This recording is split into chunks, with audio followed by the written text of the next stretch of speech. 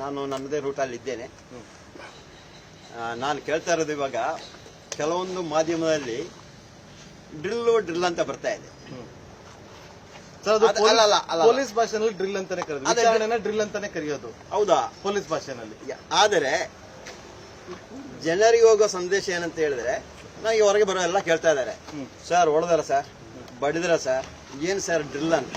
ಯಾವ್ದಾದ್ರು ಮೀಡಿಯಾದಲ್ಲಿ ಹಾಕಿದಾರೆ ಹೊಡೆದಿದ್ರು. ಅಲ್ಲ ಹಂಗಲ್ಲ, ಇದು ಜನರಿಗೆ ಏನಂತ ಯಾವ ತರ ಸಂದೇಶ ಹೋಗ್ತಾ ಇದೆ ಅಂತ ಡ್ರಿಲ್ ಅಂತೆ. ನಿರ್ಭೀತ, ನಿಷ್ಪಕ್ಷಪಾತ, ವಿಶ್ವಾಸಾರ್ಹ ಸುದ್ದಿಗಳಿಗೆ ಮತ್ತೊಂದು ಹೆಸರಾಗಿರುವಂತ ನ್ಯೂಸ್ 18 ಕನ್ನಡ ಈಗ ಆಪ್ನಲ್ಲೂ ಲಭ್ಯವಿದೆ. ದಯವಿಟ್ಟು ಇಲ್ಲಿರುವಂತ QR ಕೋಡ್ ಸ್ಕ್ಯಾನ್ ಮಾಡಿಕೊಂಡು ಆಪ್ ಡೌನ್ಲೋಡ್ ಮಾಡೋದಕ್ಕೆ ಮರಿಬೇಡಿ. ನಿಮ್ಮ ಬೆಂಬಲ ಹೀಗೆ ಸದಾ ನಮ್ಮೊಂದಿಗಿರಲಿ. ಧನ್ಯವಾದ. ಇವನಿಗೆ ಹೊಡಿತಾ ಇದಾರೆ. ಇವತ್ತು SIT ಅವರ ಕಾರ್ಯದರು ಹೊಡೆದ್ರಪ್ಪ, ನಡ್ಲಿಕ್ಕೆ ಆಗಲ್ಲ ಅಂತ.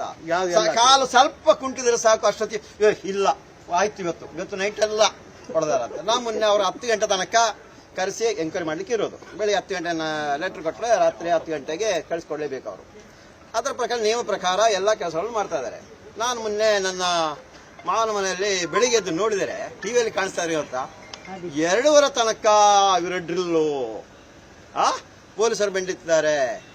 ಏನಕ್ಕೆ ಅಂತ ನಾನು ಕೇಳ್ತಾ ಇರೋದು. ಹೇಳಿ, ಸತ್ಯ ಹೇಳಿ. ಬೇಡ, ನಾನು ಯಾವತ್ತೋ ಅಲ್ಲ, ನಾನು ಹೇಳ್ತೀನಿ ಸರ್, ಯಾವತ್ತೋ ಸತ್ಯ ಹೇಳಿ, ಏನಿದ್ರೆ ಆಗ್ಬೋದು. ಸರ್, ನನಗೆ SIT ಹೊಡೆದಿಲ್ಲ.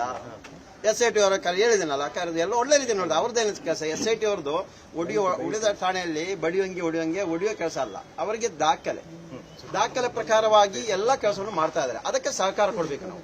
ಅದನ್ನು ನಾನು ಕೊಡ್ತಾ ಇದ್ದೀನಿ. ಮತ್ತೇನಾಯ್ತು ಈ ಡ್ರಿಲ್ ಅಂತ ಏನಾಯ್ತಂತ ಹೇಳಿದ್ರೆ, ಇವಾಗ ಹೇಳ್ಬೋದು, ಯಾರಿಗೆ ಬೇಕಾದ್ರೆ ಹೇಳ್ಬೋದು. ಇವಾಗ ಹೋಗ್ತಾ ಇದ್ದೀನಿ, ಈ ಕಡೆ ಬರ್ತೀವಿ ಅಂತ ನನಗೆ ಗೊತ್ತಿರಲ್ಲ. ಏನಾದ್ರೂ ಅಲ್ಲಿ HMA ಆಯ್ತು, ಏನೋ ಒಂದು ತಲೆ ತೆರಿಗೆ ಬಿದ್ದು ಏನಾದ್ರು, ಆವಾಗ ಏನು ಕರ್ಕೊಂಡು ಹೋಗುವ ಜಯಂತವರಿಗೆ ಡ್ರಿಲ್ ಮಾಡಿದ್ರು. ಅದರಿಂದ ಅವನಿಗೆ ಪ್ರಜ್ಞೆ ಇಲ್ಲ, ಕರ್ಕೊಂಡು ಹೋಗ್ತಾ ಇದಾರೆ, ಉಳಿತಾ ಈ ರೀತಿ ಎಲ್ಲ ಆಗುವ ಅವ್ರಿಗೂ ತೊಂದರೆ ಆಗುತ್ತೆ. ನಾನು ಹೇಳ್ತಾ ಇರೋದು, ತನಿಖೆ ಆಗ್ತಾ ಇದೆ, ಇಲ್ಲಂತ ಹೇಳ್ತಾ ಇಲ್ಲಲ್ಲ, ತನಿಖೆ ಆಗ್ತಾ ಇದೆ, ಆ ರೀತಿಯಲ್ಲಿ ಆಗ್ಲಿ ಅಂತ. ಮತ್ತೆ ಇನ್ನೊಂದು ಸಂದೇಶ ಕೊಡೋದು ಏನಂತ ಹೇಳಿ, ಇವಾಗ ಒಂದು ಮಾಧ್ಯಮ ಮಿತ್ರರಿಗೆ ನಾನು ಹೇಳಿದ್ದೀನಿ. ಮತ್ತಿನ್ನೊಂದು ಕೊಡ್ತಾ ಇರೋದು, ಇವಾಗ ನನ್ನ ತನಿಖೆಯಲ್ಲಿ ನನ್ನ ಅನುಭವವನ್ನು ನಾನು ಹಂಚ್ತಾ ಇದ್ದೀನಿ.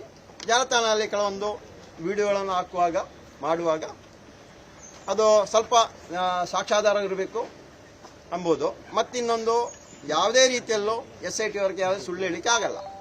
ನಾನಿವತ್ತು ಮಂಗಳೂರಲ್ಲಿದ್ದೀನಿ. ಆ ಟೈಮಿಗೆ ಅವರೆಲ್ಲ ಚಾಟ್ ಅಂತ ನೋಡ್ತಾ ಇರ್ತಾರೆ. ಇಲ್ಲ, ನಾನು ಬ್ಯಾಂಗ್ಳೂರಲ್ಲಿದ್ದೀನಿ ಅದು ಸಿಕ್ಕಾಗ್ತಾರೆ. ಯಾರೇ SIT ಅವರು ತನಿಖೆ ಮಾಡುವವರು ಬರುವಾಗ ಸತ್ಯಾಸತ್ಯ ಘಟನೆ ಅವರಿಗೆ ಹೇಳಿ, ಅವರ ಸಮಯನೂ ವ್ಯರ್ಥ ಮಾಡಬೇಡಿ. ಅವರು ಒಳ್ಳೆ ರೀತಿ ಸುಳ್ಳ ಸರ್, ಅದೆಲ್ಲ SIT ಮಾಡ್ತಾ ಇದ್ದಾರೆ. ಅದಕ್ಕೆ ನಾನು ಹೇಳುದು, ಡೆಲ್ಲಿಗೆ ಹೋಗಿ ಸುಳ್ಳು ಅಂತ. ಡೆಲ್ಲಿಗೆ ಹೋಗಿ ಸುಳ್ಳು, ನಾನು ಡೆಲ್ಲಿಗೆ ಹೋಗಿ ಸುಳ್ಳು ಹೇಳಿ. ಅಲ್ಲ, ಒಂದು ನೀವೇ ಸತ್ಯ ಸರ್. ಡೆಲ್ಲಿಗೆ ಹೋಗಿ ಸುಳ್ಳು, ನಾನು ಸುಳ್ಳು ಹೇಳ್ಬಾರ್ದಂತಾನೆ ಹೇಳುದು. ಡೆಲ್ಲಿಗೆ ಹೋಗಿ ಅಲ್ಲ, ಸುಳ್ಳು ಹೇಳ್ಬಾರ್ದಂತಾನೆ ಹೇಳ್ತಾ ಇರೋದು. ಈಗ ಮಂಗಳೂರಲ್ಲಿ ಇದೆ ಅಂತ ಹೇಳಿ ಟವರ್ ಚೆಕ್ ಮಾಡಿ ನಾನು ಹೇಳ್ತಾ ಇರೋದು ಏನಂತ ಹೇಳಿ, ಡೆಲ್ಲಿಗೆ ಹೋಗಿದ್ದು ಸುಳ್ಳು. ಅಲ್ಲ, ಒಂದು ವಿಷಯ, ಅದು 2 ಸರಿ ಹೋಗಿದ್ದು ಸುಳ್ಳು ಸರ್. ಒಂದು ವಿಷಯ ಹೇಳಿ, 2 ಸರಿ ಹೋಗಿದ್ದು ಸುಳ್ಳ. ನಾನು ಹೇಳೋದಕ್ಕೆ ಮತ್ತೆ ಆತರ ಕೇಳಿದ್ರೆ ನಾನು ಹೋಗ್ಬಿಡ್ತೀನಿ.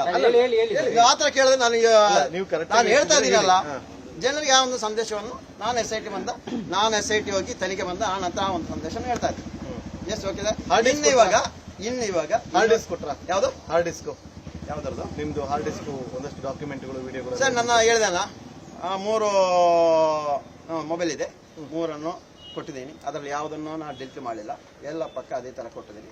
ಅದು ಇವಾಗ FSI ಹೋಗಿ ಟೆಸ್ಟ್ ಮಾಡಿ ಅದರಲ್ಲಿ ಏನಾದರೂ ಈ ವಿಷಯಕ್ಕೆ ಸಂಬಂಧಿಸಿ ಏನೋ ಇದ್ದರೆ ಅವರು ನ್ಯಾಯಾಲಯಕ್ಕೆ ಹಾಜರುಪಡಿಸ್ತಾರೆ. ಇಲ್ಲದ ನಮಗೆ ಕೊಡ್ತಾರೆ. ಒಂದು 4 ದಿನ ಲೇಟ್ ಆಗುತ್ತೆ.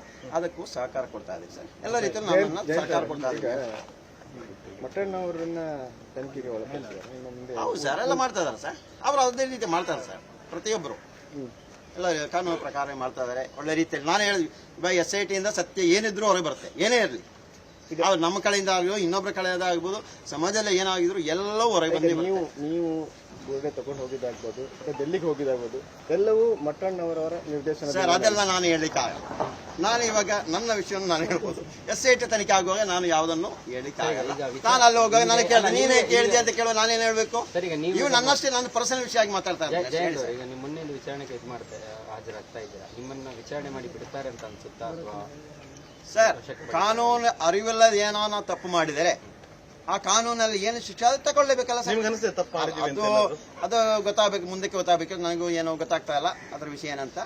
ಅದು ಕಾನೂನು ಮೇಲೆ ಅಲ್ಲ. ನಿನ್ನೆ ಮುನ್ನಫ್ ಒಂದು ಮಾತು ಹೇಳಿದ್ರು, ಸತ್ಯದ ಹೋರಾಟದಲ್ಲಿ ಸುಳ್ಳುಗಳನ್ನ ಏನಾದ್ರು ಸೃಷ್ಟಿಸಿದ್ರೆ 100% ಸತ್ಯದ ಹೋರಾಟದಲ್ಲಿ ಸುಳ್ಳು ಮಾಡಿದರೆ ಸುಳ್ಳು ಸೃಷ್ಟಿಸಿದೆ ಅವ್ರು ಜೈಲು ಹೋಗಿ ಈಗ ಇದರಲ್ಲಿ ಸುಳ್ಳು ಸೃಷ್ಟಿ ಆಗಿದೆಯಾ? ಸರ್ ಏನಿದ್ರು SIT ತನಿಖೆ ಆಗಲಿ, ತನಿಖೆ ಮುಗಿಲಿ, ನಮ್ಗೆ ಗೊತ್ತಾಗಲಿ. ನಿರ್ಭೀತ, ನಿಷ್ಪಕ್ಷಪಾತ, ವಿಶ್ವಾಸಾರ್ಹ ಸುದ್ದಿಗಳಿಗೆ ಮತ್ತೊಂದು ಹೆಸರಾಗಿರುವಂತ ನ್ಯೂಸ್ 18 ಕನ್ನಡ ಈಗ ಆಪ್ನಲ್ಲೂ ಲಭ್ಯವಿದೆ. ದಯವಿಟ್ಟು ಇಲ್ಲಿರುವ QR ಕೋಡ್ ಅನ್ನ ಸ್ಕ್ಯಾನ್ ಮಾಡಿಕೊಂಡು ಆಪ್ ಅನ್ನ ಡೌನ್ಲೋಡ್ ಮಾಡೋದಕ್ಕೆ ಮರಿಬೇಡಿ. ನಿಮ್ಮ ಬೆಂಬಲ ಹೀಗೆ ಸದಾ ನಮ್ಮೊಂದಿಗಿರಲಿ. ಧನ್ಯವಾದ.